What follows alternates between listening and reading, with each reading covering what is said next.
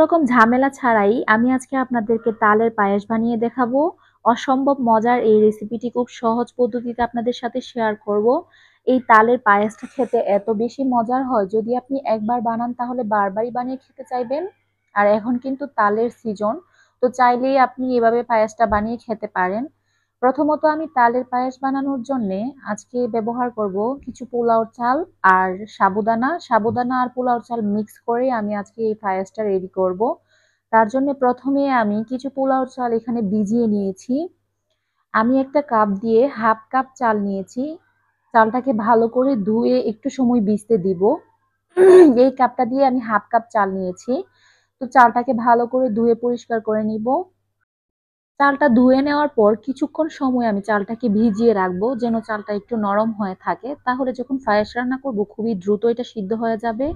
আর অপরদিকে আমি একটি প্যানে দুধ নিয়েছি, গরুর দুধ। আমি এখানে 1.5 কেজি গরুর দুধ নিয়েছি, সাথে 1 কাপের মতো পানি দিয়েছি। পানি অল্প দিয়েছি, পানি বেশি দিলে পায়েসের স্বাদটা কিন্তু ভালো আসবে না। আর দুধটাকে ভালো করে বলকুটি নিয়ে আমি ভিজিয়ে রাখা চালগুলো দিয়ে দিয়েছি, পোলাও চাল। হাফ কাপ চাল নিয়েছি। এই চাল থেকে অনেকটা পায়েস হবে, অনেক বেশি দিলে দুধ যেহেতু কম তাহলে হবে না, তাই আমি এখানে হাফ কাপ চাল নিয়েছি। চাল দেওয়ার পর আমি দিয়ে দিয়েছি এখানে সাবুদানা।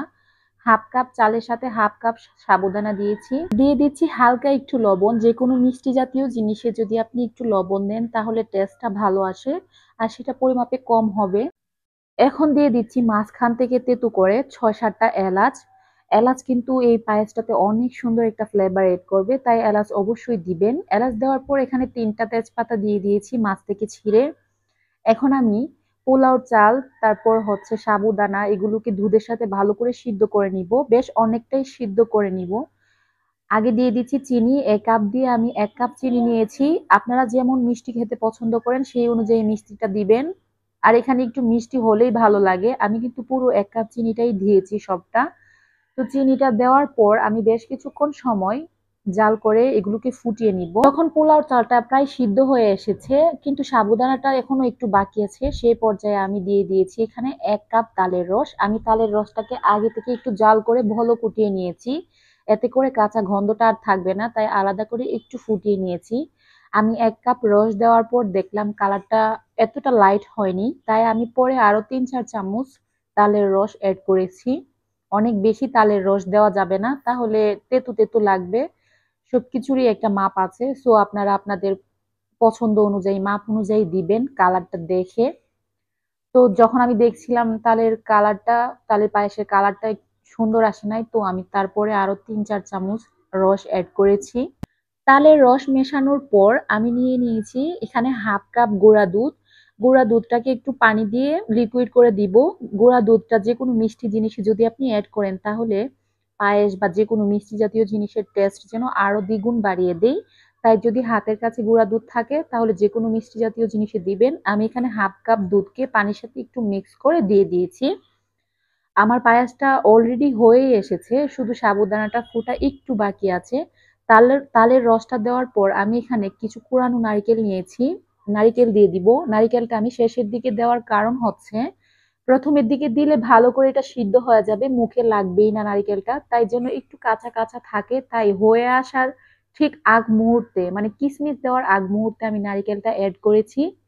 সবশেষে দিয়ে দিচ্ছি কিচমিচ। এখন তো পায়েসটা হয়ে গিয়েছে, তো কিচমিচটা দেওয়ার পর জাস্ট একটা বলক উঠিয়ে আমি এখন চুলাটা অফ করে দিব।